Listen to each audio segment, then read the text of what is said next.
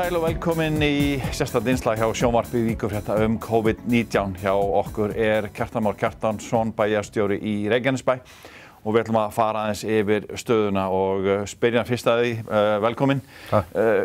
Hvernig COVID-19 að hitta Reykjanesbæ, ráðhús, stofnanir og fleira í stóru sveitarfélagi? Þetta að hafa mikil áhrif á starfsemi sveitarfélagsins og okkur víða. Í ráðhúsinu erum við búin að skipta upp deildum og margir að vinna heima og svo búið að skipta húsinu í 3 svæði. Það búið að loka húsinu, þannig að almenningur kemst ekki þar inn. Við reynum að svara og svörum og þjónum íbúanum í gegnum síma og netspjall og tölvupóst. Það hefur bara gengið vel.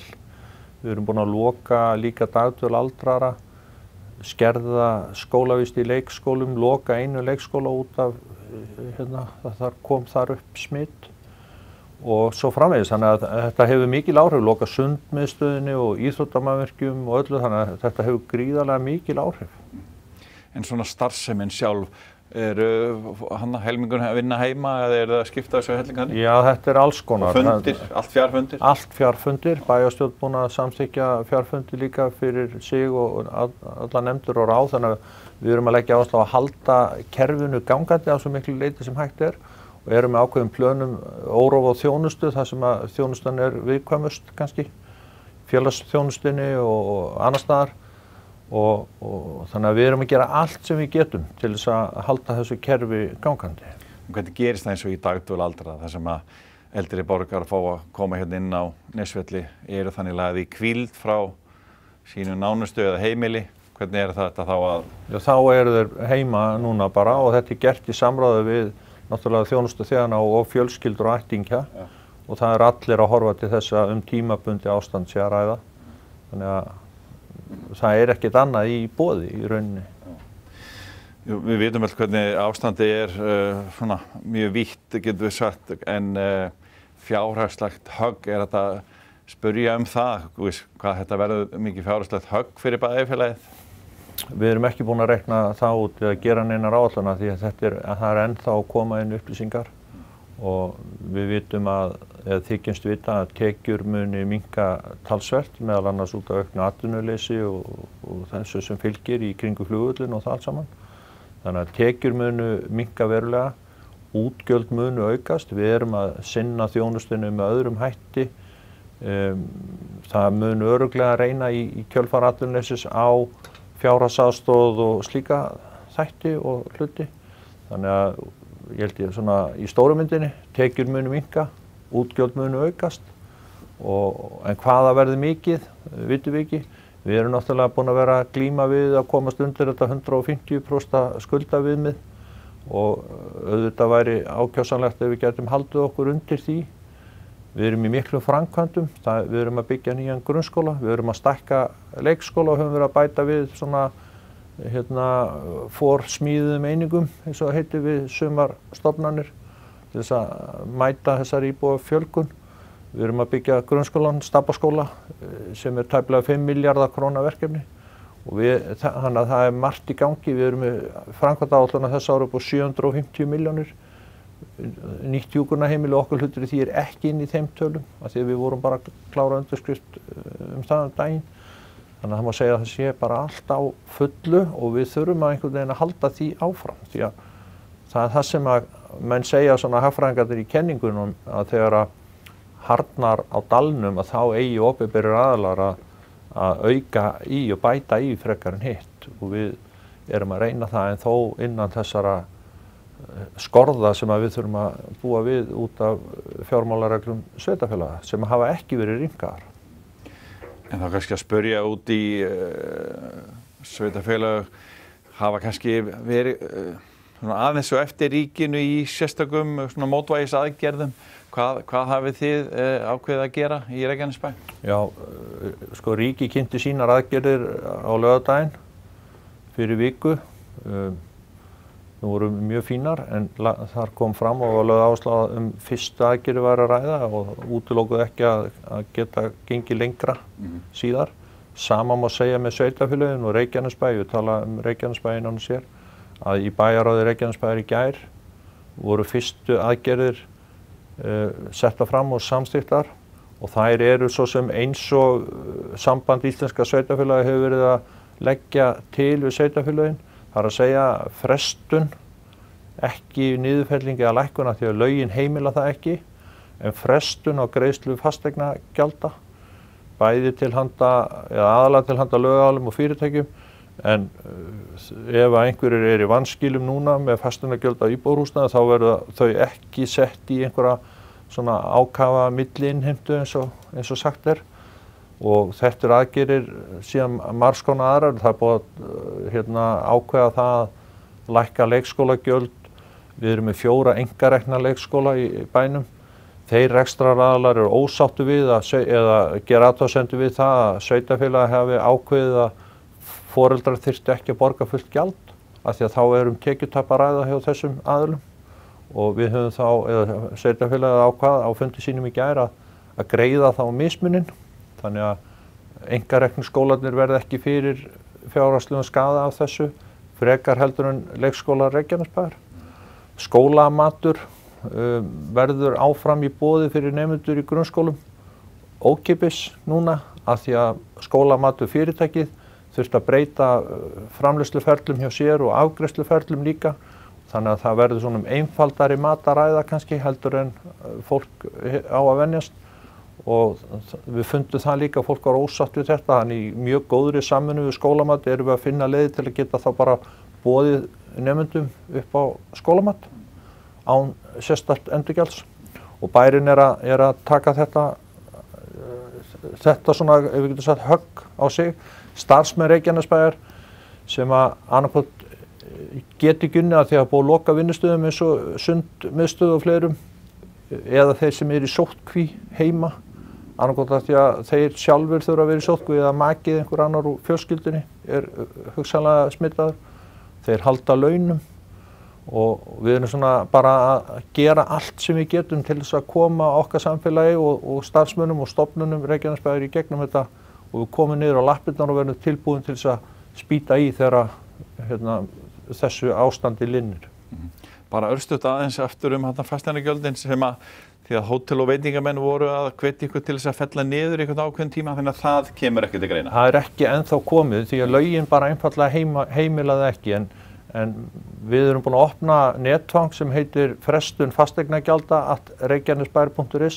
Þar geta lögaðilar, það er að segja fyrirtæki, hvort sem það eru hótel, veitingastæðir eða einhverjir aðrir, óskað eftir frestun, og við munum taka vel á móti slíkum óskum, en við verðum líka að hafa í huga að það eru fyrirtæki hér á okkar svæði sem að vonandi eru ekki að lenda illa í þessu öllu saman. Ég meina, það er ekki allir í ferðaþjónustu eða allir í fluginu, og sumir eru í þannig viðskiptum að það jafnvel er meira að gera núna heldur en áður, og við vonumst til þess að þessir aðalega greiði þá bara áfram, því að kostnaðarliðirnir eins og ég fór yfir áðan eru nægir, þannig að við þurfum áfram tekjur, og sama gildi með einstaklinga þó að atvinnuleysi sé mjög hátt hérna núna og er að hækka, og við getum nú rætt það kannski aðeins á eftir, að þá er sem betur fyrir mikill meirihluti fólks enn í vinnu, og þýðir að fólk ætti að geta greitt og haldið áfram eða hafi ekki orðið miklar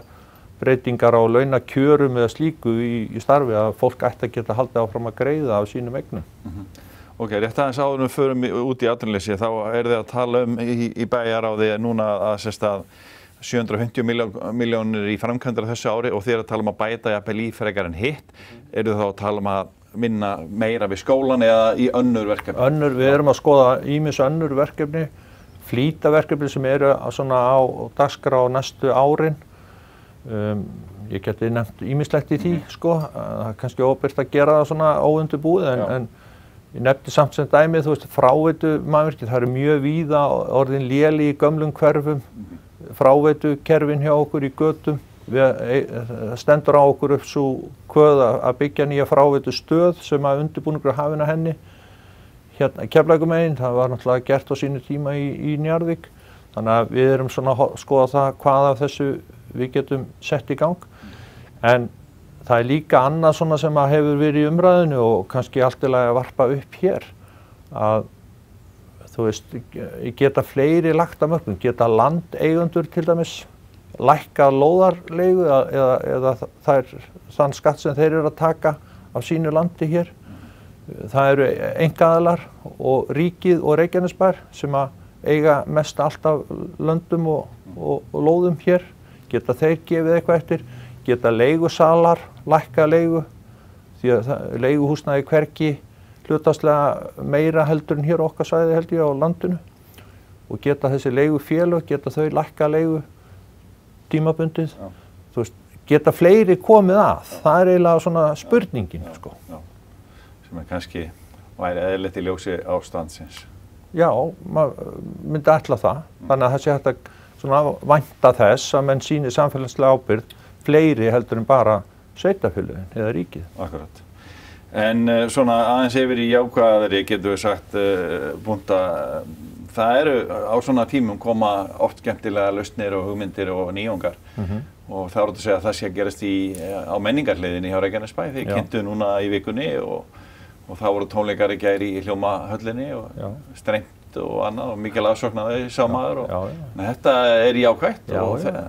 Við erum að nýta tæknina ansi vel og ég held að það sé búið að stíga mörg stór skref, nauðugir viljugir margir kannski að verða til einhvers vegar fjarfundabúnað og svona annars konar tækni. Kennarar í tónlistarskólanum voru fljótir að skipta bara yfir í fjarkennslu, eru bara með nemendurna á netinu og leiðbeina þeim þannig. Þannig að það er margt mjög gott að gerast og búið að gerast í þessu líka. Framfærið sem ég held að við munum geta nýtt okkur og byggt á áfram. Ég ímynda mér að það séu margir fundir til dæmis haldnir hjá öllum stofnunum og starfsmönnum Reykjanesbæjar. Í fremtíðinni verða þær kannski meira fjarfundir og nýtist tíminn betur og Já, það er bara ekki bara eitthvað það með þetta hjá öllum. Já, það er bara frábært og þurfi ekki að vera hvorki að fara á milli húsa eða milli herbergja og geta tekið þetta bara á skrifborðinu. En ef ekki að segja samt, Páll, að það kemur ekki til staðinn fyrir mannleg samskipti og nærveru og ég vona að verði nú ekki allir fundir á netinu í framtíðinni. En ég hugsa svona líkamleg snerting, mikið knús og kjams og kossar og handabönd og strókur, alls konar. Það mun ekki fara í sama alveg strax. Ég held ekki, sko. Ég held ekki. En aðeins aftur af alvarlegum hlutum. Atvinnuleysi var mikið fyrir COVID á Suðurnesjum, mest á Íslandi og komið halva leið á miðju þegar það var hæst í hruninu, eftir hrun.